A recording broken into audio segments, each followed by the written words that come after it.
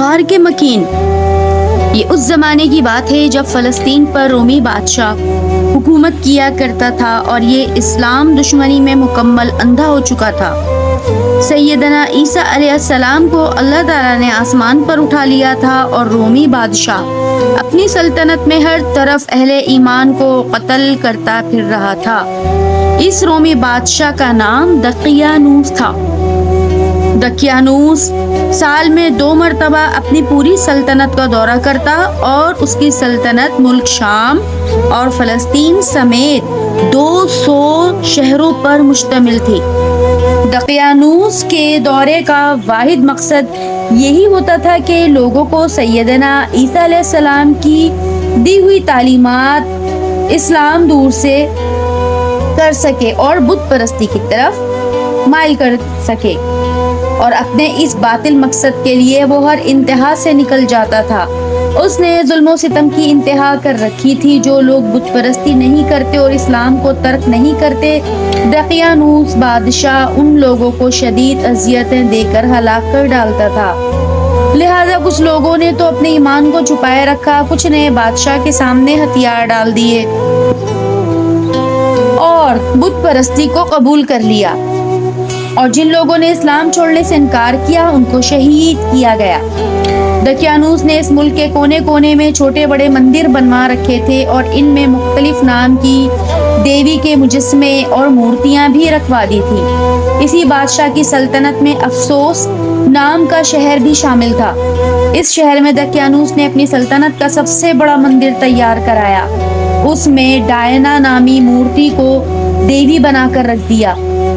حسن اتفاق بنی اسرائیل کا بھی یہ بہت بڑا مرکز تھا اور بہت پختہ قسم کے مذہبی لوگ یہاں رہا کرتے تھے۔ ان کو بھی دقیانوس کی بت پرستی اور ظلم و ستم کا معلوم تھا اور اس کی نت نئی سفاکیوں کی داستانیں سنتے رہتے اور اللہ تعالیٰ سے صبر و ہمت کی دعائیں مانگا کرتے تھے، یہاں تک کہ دقیانوس بادشاہ ایک دن خود اس شہر افسوس میں پہنچ گیا، لوگوں کو طلب کیا اور انہیں حکم دیا کہ بت کے سامنے سجدہ کرے۔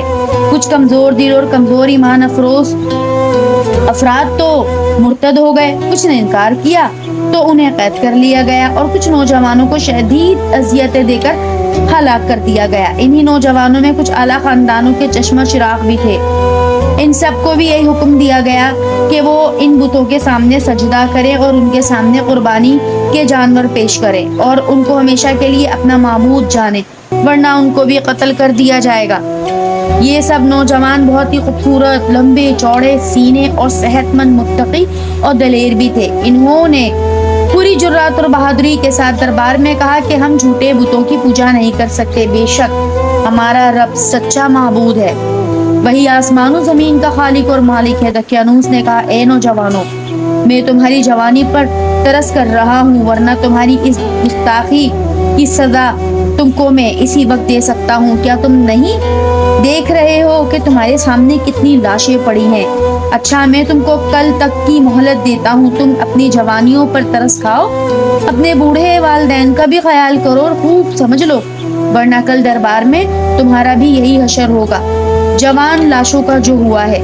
کبھی ایسا نہ ہو کہ کل ان لاشوں میں تمہاری لاشوں کا بھی اضافہ ہو جائے۔ یہ کہہ کر دقیانوس بادشاہ نے دربار برخاست کر دیا۔ جب اہل ایمان دربار سے نکلے تو انہوں نے سوچا کیوں نہ ہم کچھ دنوں کے لیے کسی غار میں پناہ لے لیں۔ جیسے ہی دقیانوس اس شہر سے واپس جائے گا، ہم واپس اپنے گھروں کو لوٹ جائیں گے۔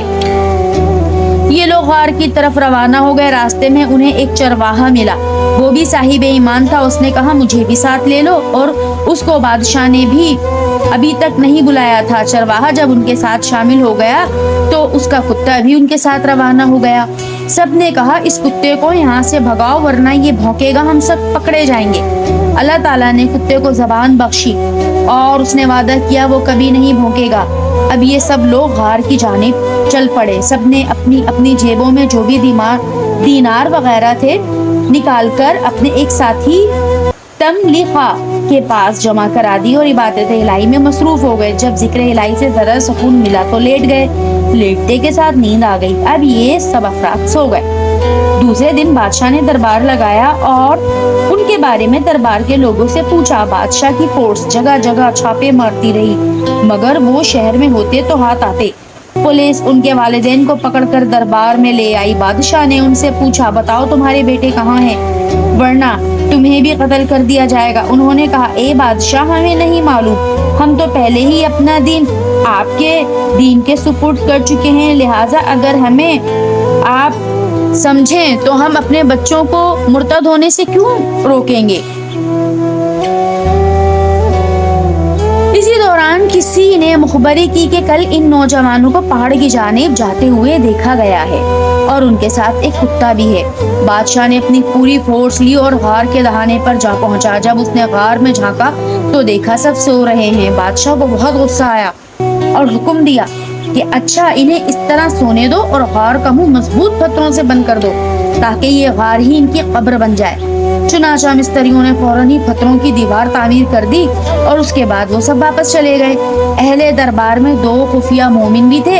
उन्होंने अपना ईमान बादशाह से छुपाए रखा था। उन्होंने एक सिल्वर की तख्ती पर असहाबे कहफ की तादाद, उनके नाम, हसब नसब और शहर से निकलने की वजह, दकियानूस का जुल्म और मजहब पर जा बजा जबराना रवैया, असहाबे कहफ का गार में छुपना, उनके गार का मुंह दीवार से बंद किया जाना, गर्ज सारे वाक़ये की मुकम्मल तफसील लिखकर शाही महल के खजाने में छुपा दी और एक उसकी नकल बनाकर गार के दरवाजे पर भी लगा दी और उसको मिट्टी की लेप से छुपा दिया। 1 साल के बाद ही दकियानूस मर गया। एक बादशाह के बाद दूसरा बादशाह और एक हुकूमत के बाद दूसरी हुकूमत बदलती रही, यहाँ तक के 300 साल गुजर गए। यहाँ तक कि अफसोस शहर पर एक साहिब ईमान बादशाह हुकूमत करने लगा, लेकिन उस वक्त उसकी मुमलिकत में कुछ ऐसे जिद्दत पसंद पैदा हो गए जो क़यामत का इनकार करने लगे, मर कर जिंदा होने की नजरिए को गलत समझने लगे और कहते भी थे। बादशाह इस सूरत हाल में काफी परेशान था और अल्लाह ताला से हर वक्त ये दुआ करता रहता था, ए अल्लाह, ऐसी कोई निशानी जाहिर फरमा के इन जिद्दत पसंदों की इस्लाह हो जाए। एक दिन हुआ ये कि एक चरवाहा वहाँ अपनी बकरियां चराते चराते उस गार में आन पहुंचा। उसने सोचा कि गर्मी, सर्दी और बारिश से बचाव के लिए क्यों ना इस गार को साफ कर लूं ताकि बाद में कभी काम आए। उसने गार के दहाने से पत्थर हटाया और दरवाजे को भी साफ किया। जैसे ही वो गार के अंदर दाखिल हुआ तो फौरन ही उल्टे कदमों खौफ के मारे बाहर निकल आया कि उसके अंदर 9-8 आदमी और एक कुत्ता सो रहा था। खौफ के मारे उसने किसी को बाहर आकर कुछ भी ना बताया। दूसरे दिन सुबह ही सुबह तुलुए आफ्ताब के साथ ही तमाम असहाबे कहफ भी जाग गए और एक दूसरे से पूछने लगे, बताओ हम कितना सोए हैं। कुछ साथियों ने सूरज को देखा और कहा, एक ही रात सोए होंगे, और कुछ ने कहा, नहीं बल्कि हम कुछ ज्यादा ही सोए होंगे, यानी 1-2 दिन सो गए होंगे। उनके रहम ख्याल में भी ना था कि उन्हें सोते हुए 3 सदियां बीत चुकी हैं। अब चूंकि जाग गए थे लिहाजा उन्हें भूख भी सताने लगी। तो सब की सलाह मशवरे के बाद उन्होंने अपने खजांची तमलीखा को खाना लेने के लिए बाजार भेजा। उनको नसीहत की, देखो हलाल का खाना लाना, गोश्त हो तो उसको किसी मुसलमान ही से ज़बा किया हो, किसी बुत परस्त के हाथ का कटा हुआ जानवर ना हो और किसी से ज्यादा बहस व मुबाहिसे में ना उलझना। कहीं ऐसा ना हो कि किसी झगड़े में उलझ जाओ और बादशाह दकियानूस और उसकी फौज यहाँ आन पहुँचे। और दीगर नसीहतें करके उसे खाना लेने बाजार भेज दिया। जब तमलीखा शहर के करीब दकियानूस और उसकी फौज का ख्याल करते हुए छुपते छुपाते बाजार पहुंचा तो उसने शहर की दरो दीवारों पर सैयदना ईसा अलैहिस्सलाम की तालीमात को लिखा हुआ पाया। बड़ा हैरान हुआ और ये सोचकर कि मैं किस शहर में आ गया हूँ। शहर के दूसरे दरवाजे पर पहुंच गया। वहाँ भी ईमानी बातें और दरो दीवार पर लिखी हुई थी। ये सख्त हैरान और परेशान था कि एक ही रात में क्या माजरा हो गया, ये एक ही रात में कैसा इनकलाब आ गया। अब हजरत तमलीखा सोचने लगे, या अल्लाह, मैं सो रहा हूँ या जाग रहा हूँ। इसी शहर में जहाँ कल सैयदना ईसा अलैहिस्सलाम का नाम लेना भी जुर्म था, इस शहर के दरो दीवार पर सैयदना ईसा अलैहिस्सलाम की तालीमात और कौल लिखे हुए हैं। फिर सोचते सोचते खुद ही कहने लगा, शायद मैं ही रास्ता भूलकर किसी और शहर में आ गया हूँ। لہٰذا ایک نوجوان سے پوچھا، بھائی اس شہر کا نام کیا ہے؟ اس نوجوان نے بتایا کہ اس شہر کا نام افسوس ہے۔ بڑے حیران ہوئے کہ نام تو ٹھیک ہے۔ خیر، کافی دیر کھڑے رہنے کے بعد ایک ہوٹل والے کے پاس گئے، اس سے کھانا خریدا اور اپنا سکہ اس کو دے دیا۔ سکہ دیکھ کر ہوٹل والا بڑا حیران ہوا۔ اس ہوٹل والے نے وہ سکہ اپنے ساتھیوں کو دکھایا اور لوگ جمع ہو گئے۔ کہنے لگے، اس نوجوان کو یقیناً کوئی خزانہ ہاتھ لگا ہے۔ حضرت تملیخا سے پوچھا، کیا تمہارے ہاتھ کوئی خزانہ لگا ہے؟ تملیخا نے فرمایا، نہیں بھائی، مجھے کوئی خزانہ وزانہ نہیں ملا، میں تو کل ہی اس شہر سے گیا ہوں۔ یہ میرے پاس جو درہم ہیں ہم اسی شہر کے ہیں۔ کچھ لوگوں نے کہا، یہ مجنون ہے، اس کو چھوڑ دو۔ کچھ بوڑھے لوگ تھے، انہوں نے کہا، یہ سکہ آج سے 200 یا 300 سال پرانا ہے۔ یہ شخص نوجوان ہے اور کہتا ہے میں اسی شہر کا ہوں اور یہ دینار اسی شہر کا ہے۔ یا یہ پاگل ہے یا خزانہ چھپانے کے لیے باتیں بنا رہا ہے، اس لیے اس کو پکڑ کر حاکم شہر کے پاس لے چلو۔ لہٰذا سب لوگ حضرت تملیخا کو لے کر حاکم شہر کے پاس جلوس کی صورت میں لے آئے۔ عدالت میں موجود قاضی نے حضرت تملیخا سے کہا، اے نوجوان، ہم سے کچھ مت چھپاؤ اور غلط بیانی سے بالکل کام نہیں لینا، معاملہ بالکل صاف اور سچ سچ بیان کر دینا۔ حضرت تملیخا نے فرمایا، یہ لوگ تو مجھے پاگل سمجھ رہے ہیں، لیکن میں خود حیران ہوں کہ ایک رات ہی تو گزری ہے جب دقیانوس بادشاہ نے ہم سے کہا تھا کہ یا تو بت پرستی کرو یا سیدنا عیسیٰ علیہ السلام کی تعلیمات کو ترک کر دینا یا پھر قتل ہونے کے لیے تیار ہو جاؤ۔ پھر خود ہی اس نے ہمیں ایک دن سوچنے کے لیے مہلت دی اور ہم اپنے ساتھیوں کو لے کر جان بچاتے چھپتے چھپاتے ایک غار میں جا سوئے۔ ابھی میں اٹھ کر باہر سودا لینے کے لیے نکلا ہوں، فلاں محلے میں ہمارے گھر ہیں اور ہمارے والدین کے نام یہ ہیں، وہی درہم ہیں جو کل ہم یہاں سے لے کر گئے تھے۔ اب جو میں شہر کے در و دیوار دیکھ رہا ہوں تو اس شہر اور لوگوں میں تبدیلی، مذہب کی باتیں دیکھ اور سن رہا ہوں۔ اس نے میری عقل کو گم کر دیا ہے۔ یہ باتیں سن کر سب لوگ انتہائی حیرت زدہ ہو کر ایک دوسرے کو دیکھنے لگے اور کہنے لگے کہ دقیانوس نام کا بادشاہ ہم نے کبھی بھی نہیں سنا اور نہ ہی تمہارے والدین کا کوئی آدمی اس شہر میں ہے۔ البتہ تمہارے محلے اور گھر کا نقشہ جو تم نے بتایا ہے وہ ٹھیک ہے۔ قاضی نے کہا، اے لوگو سنو، معلوم ہوتا ہے کہ اس نوجوان کی صورت میں اللہ تعالیٰ نے ہم کو اپنی قدرت کی کوئی نشانی دکھائی ہے۔ چلو سب بادشاہ کے پاس چلتے ہیں۔ تمام لوگ اور قاضی جلوس کی شکل میں بادشاہ کے دربار پہنچ گئے۔ وہاں موجود بادشاہ نے پوری داستان سنی اور حیرت زدہ ہو کر سجدے میں گر گیا۔ اپنے عمر رسیدہ درباریوں سے کہنے لگا، بتاؤ کہ کیا معاملہ ہے؟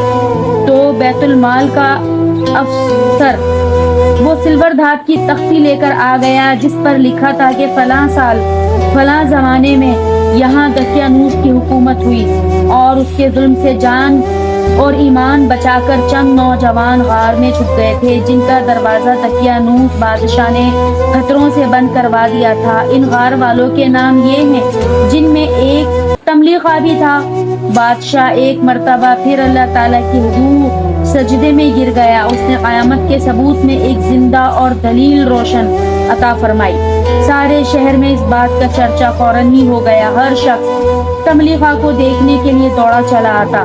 پھر بادشاہ تملیخا کو ساتھ لے کر غار کے دروازے پر پہنچا۔ جب باقی ساتھیوں نے ایک جمعہ غفیر کو اپنے ساتھ آتے ہوئے دیکھا تو وہ سمجھے کہ شاید بادشاہ کو خبر ہو گئی ہے اور یہ لشکر انہیں گرفتار کرنے آ رہا ہے۔ سب نے ایک دوسرے کی طرف دیکھا اور کہا، یارو، اب تمہارے ایمان اور جان کے امتحان کا وقت ہے، ایمان بچانا اور قتل ہونے سے نہیں ڈرنا۔ یہ کہہ کر سب ذکر الہی میں مشغول ہو گئے۔ تملیخا غار کے اندر داخل ہوا اور شہر کے سارے معاملات آگاہ کیے۔ تمام لوگ غار سے باہر آئے، بادشاہ سے ہاتھ ملایا اور اسے دعائیں دی کہ اللہ تعالیٰ تمہاری بادشاہی کی حفاظت فرمائے۔ اب ہم تمہیں اللہ تعالیٰ کے سپرد کرتے ہیں۔ پھر اصحاب کہف نے السلام علیکم کہا اور غار کے اندر تشریف لے گئے اور اسی حالت میں اللہ تعالیٰ نے ان لوگوں کو وفات دے دی۔ پھر اس مسلمان بادشاہ نے غار کے منہ پر ایک مسجد بنا دی اور سال میں ایک دن مقرر کیا تاکہ تمام شہر والے اس دن عید کی طرح زیارت کے لیے آیا کریں۔ قرآن مجید میں سورہ کہف آیت نمبر 9 تا 13 میں ترجمہ ہے، کیا تمہیں معلوم ہے کہ پہاڑ کی کھو اور جنگل کے کنارے والے ہماری ایک عجیب نشانی تھے؟